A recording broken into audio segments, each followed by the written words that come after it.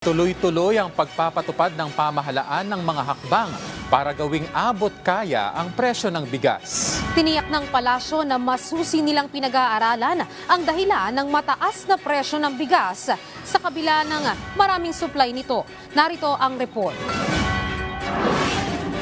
Patuloy na pinatututukan ni Pangulong Ferdinand R. Marcos Jr. ang seguridad ng pagkain sa bansa lalo na ang presyo ng bigas sa merkado. Sa programang Prangkahan na ng Radyo Pilipinas, sinabi ni PCO Undersecretary at Palace Press Officer Attorney Claire Castro na desidido ang pamahalaan na tugunan ng mataas na presyo ng bigas. Git niya, kailangang matukoy kung ano nga ba ang nagiging problema gayong marami namang supply ng bigas.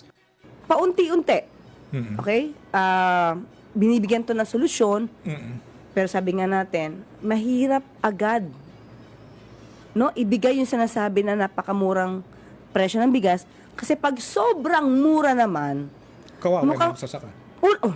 Isa pa yan. Maapektuhan yung magsasaka. Sa kagustuhan naman ng publiko na magkaroon ng 20 pesos na halaga ng bigas, pipilitin daw itong maabot ng pamahalaan. Kailangan din kasi anyang isaalang-alang ang maraming aspeto ukol dito, lalo na ang posibleng maging epekto sa mga magsasaka. Pero kung iisipin natin, diba, nais, of course, gusto natin lahat. Kung 10 pesos nga lang, pwede, diba?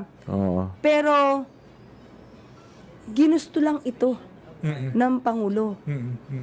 At pag sinabi niyang ginusto, pipiliting kayanin.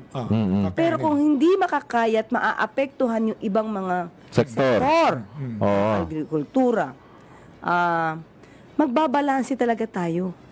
Magbabalanse ang Pangulo para maibigay yung dapat sa taong bayan and at the same time, hindi maapektuhan masyado yung ibang sektor.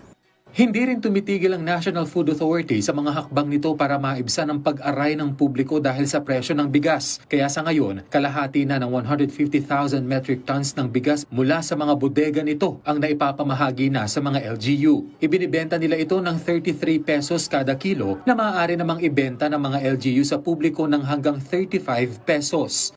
In total, lahat po ito mga nasa 67 LGUs nationwide yung nag-signify na they're processing yung kanilang mga kailangan para makasali dito sa food security emergency na pagdidistribute ng rice.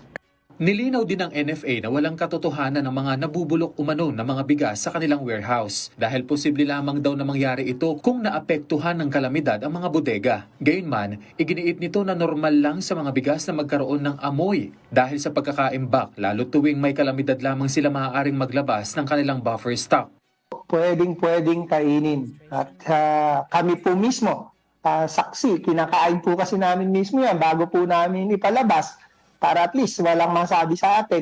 Nagsimula ang pagre-release ng Agriculture Department ng NFA rice kasunod ang pagdedeklara ng food security emergency para ma-stabilize ang presyo ng bigas sa mga pamilihan.